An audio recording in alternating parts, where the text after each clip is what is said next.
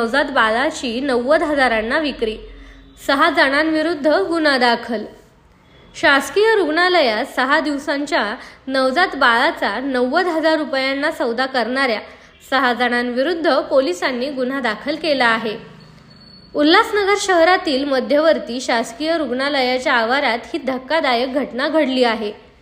कुटुंबाच्या गरीब परिस्थितीचे कारण देत हा सौदा केल्याचे समोर आले आहे। या नवजात बाळाच्या आजीच्या तक्रारीवरून मध्यवर्ती पोलीस ठाण्यात आई, वडील, मध्यस्थ महिला आणि खरेदीदार आणि 3 पुरुषांविरुद्ध गुन्हा दाखल करण्यात आला असून पुढील तपास सुरू असल्याची माहिती वरिष्ठ पोलीस निरीक्षक शंकर आवताडे यांनी दिली आहे। ही माहिती शंकर आवताडे वरिष्ठ पोलीस उल्हासनगर मध्यवर्ती पोलीस स्टेशन यांच्याकडून प्राप्त। विजया गणेश गायकवाड नावाची एक वयोवृद्ध महिला आहे जी मराठा सेक्शन उल्हासनगर या ठिकाणी राहते। तिने पोलीस स्टेशन मध्यवर्ती या ठिकाणी तक्रार दिली होती की तिची नात म्हणजे तिच्या मुलाची मुलगी हिला तिच्याच मुलाने आणि सुनेने एका व्यक्तीला विकलेला आहे 90,000 रुपयाला जन्मल्याच।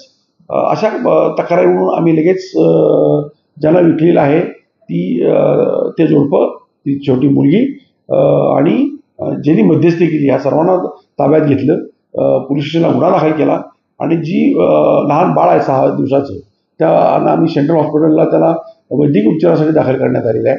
त्याच्यानंतर आम्ही CWC जे आहे त्याच्यासमोर त्या मुलाची आई, बाळ यांना हजर केल्यानंतर CWCनं आम्हाला बालगृहात त्या बाळाला ठेवण्याबाबत आदेश दिलेले आहेत आणि ज्यांनी हे विकत दिली आणि मध्यस्थी केली या सर्वांवरती आम्ही गुन्हा दाखल केलेला आहे, त्यांना अरेस्ट केलेले आहे आणि पुढील तपास सुरू आहे।